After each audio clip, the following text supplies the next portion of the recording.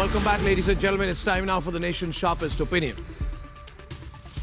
A British newspaper called The Guardian seems to be scrambling for relevance. And in the bid to keep its 1821 era newspaper relevant in 2024, they seem to have banked on the accounts of the ISI. Single source journalism, ladies and gentlemen. This Western media propaganda laden today with the woke brigade. These has-beens who have gone unchallenged intellectually for decades need to be countered. This typical narrative building ahead of every general election in India is getting too predictable. But this time, The Guardian has used an ISI script, ISI source, to say that the Indian government has ordered the killing of terrorists in Pakistan. How sympathetic they are to terrorists.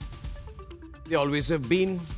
They've quoted Pakistani investigators without question or an ounce of journalistic corroboration, objectivity or proof. They call themselves journalists to be regurgitating the propaganda of the ISI, the same ISI whose hand was in 26/11 killing 166 people in Mumbai. This is like The Guardian saying the Al-Qaeda has told us something.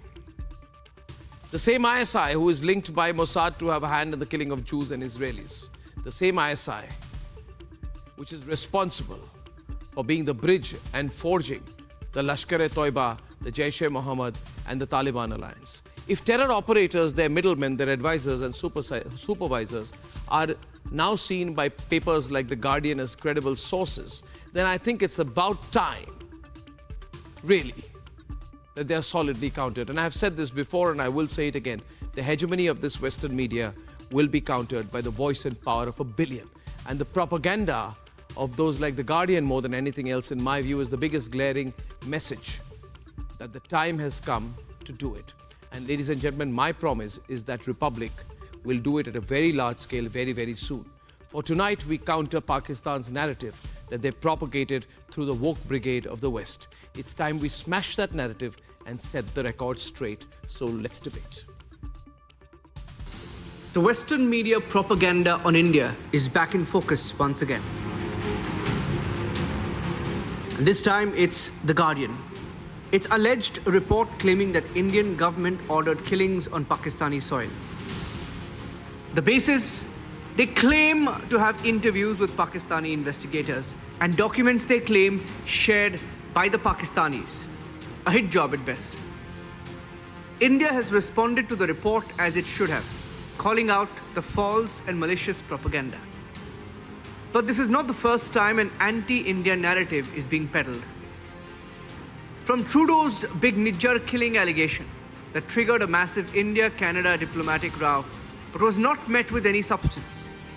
It's extremely important that as a country with a strong and independent justice system, we allow those justice processes to unfold themselves with the utmost integrity.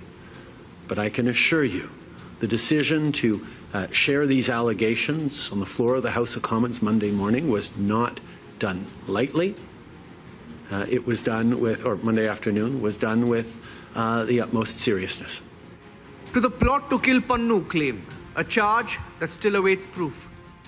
Matt, I don't really have anything new to sort of offer on this that both Matt and the Secretary haven't spoke to already, I would say, in the number of times that has come up before the press in the past week or so. I would just reiterate again, we are and continue to be deeply concerned about the allegations referenced by Prime Minister Trudeau, and we remain in regular contact with our Canadian partners, and it's critical that Canada's investigation proceed and the perpetrators be brought to justice. We also have, as we've previously said, publicly and privately urged the Indian government to cooperate in the Canadian investigation and cooperate in those efforts. India has made its stand clear.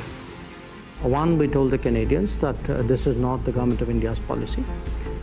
Two, we told the Canadians saying that, look, if you have something specific, if you have something relevant, let us know. We are open to looking at it. Do understand that there is an environment out there. So that is important in a way to factor in. Then why is the British media banking on Pakistan ISI's tail on India?